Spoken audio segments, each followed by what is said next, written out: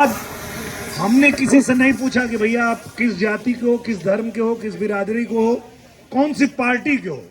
कोई भी व्यक्ति आ गया और मुझे पता भी है कि ये विपक्ष में रहा, मेरे खिलाफ रहा, फिर भी अगर वो अपना काम लेके आया तो हमने काम किया, क्योंकि हम यहाँ रहे। पर वो जिसके लिए लड़ता है वो यहाँ रहता ही नहीं है। प्रॉब्लम ये है। आपने अच्छा मुद्दा उठाया, पर एक ऐसी कहानी है, ऐसी रियल इंसिडेंट है, अधिकारों के लिए लड़ने वाला। आप समझेंगे मैं क्या कह रहा हूँ। आपकी पार्टी ने ब्रजभूषण शरण सिंह का जम के बचाव किया। मैं कह रहा हूँ कि आज उन पर चार्जशीट भी दाखिल हो गई है जब मैं आपसे बात कर रहा हूँ, और वो वही संगीन धारा है जिसको लेकर पार्टी की बदनामी हुई। आपने उनकी पार्टी के उनके बेटे को टिकट दे दिया, तो अब मैं ऐसे में जनता कंफ्यूज नहीं होगी कि भाई भारतीय जनता पार्टी भी तो ऐसे लोगों को बचाव कर रही है जिन पर इस तरह के लांछन लगे हैं। उनका टिकट काट सकती थी, किसी और को टिकट दे सकती थी उस सीट पर। अगर धर्मेंद्र यादव यहाँ पे काम नहीं कर रहे थे, अखिलेश यादव काम नहीं कर रहे थे, उनको जनता ने सबक सिखा दिया।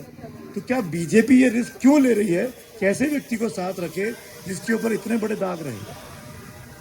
मुझे लगता है किसी के ऊपर लांछन लगाने से, आरोप लगाने से वो दोषी नहीं हो जाता है।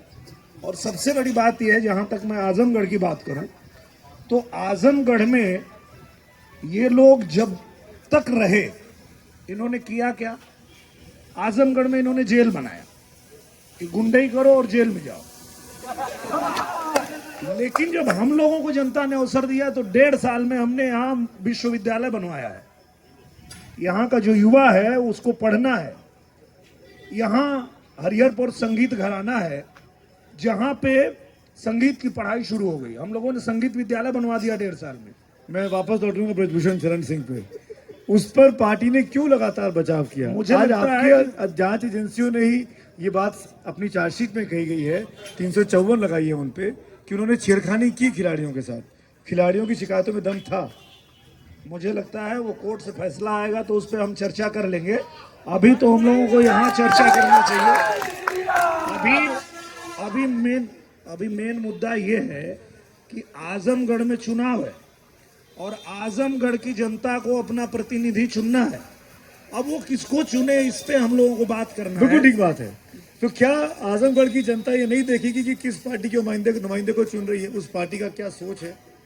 तो उस पार्टी को चुन के देखा है ना। वो बाकी जो लड़ने आए हैं उनको चुन के देखा है। महिला सुरक्षा के मामले पे लगातार घेर रहा है बीजेपी को, बार बार मणिपुर की घटनाओं की याद दिलाता है, ब्रजभूषण शरण सिंह की बातों को याद दिलाता है। आपको लगता नहीं है कि बीजेपी की इमेज को डैमेज कर रही है सब चीजें? बिल्कुल नहीं। ये विपक्ष वाले जो हैं वो बिल्कुल दिशाहीन है। मैं सदन में भी बैठ के देखता हूँ, ये देश का समय भी बर्बाद करते हैं और देश का पैसा भी बर्बाद करते हैं। आते भी हैं, ये लिखते भी हैं, ये बनाते भी हैं, ये एक्टर भी हैं, डायरेक्टर भी हैं, पता नहीं क्या क्या है। तो ये इतने सारे रोल कैसे निभाते हैं आप?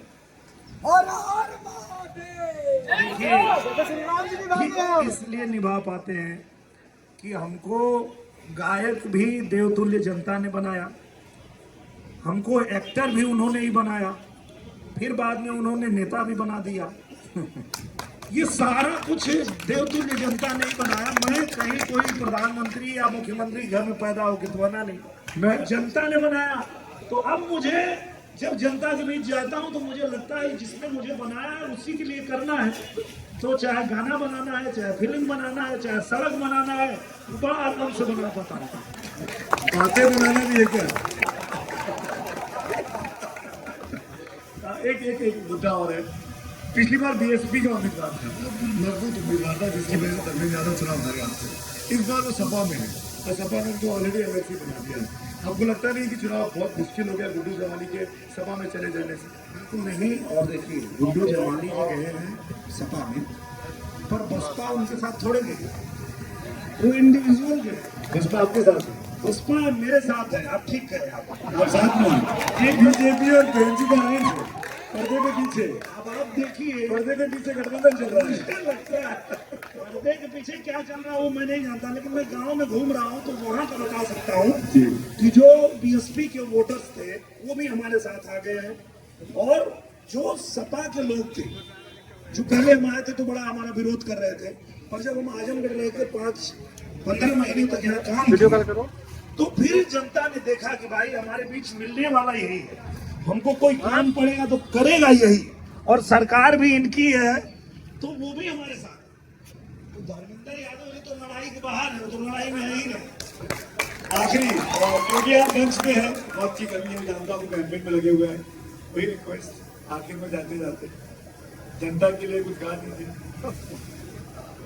जनता के लिए आजकल हम लोग यही कह रहे हैं कि 15 महीना में 15 साल से ज्यादा काम करवले बा, केहू जवन ना करे पवलस, कई के निरहुआ देखवले बा।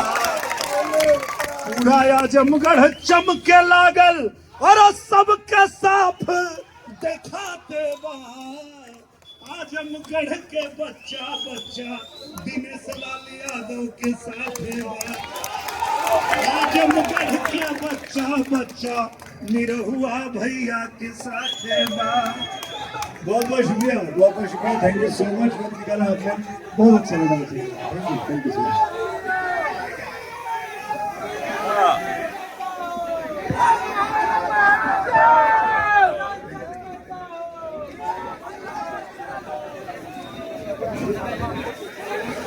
Okay.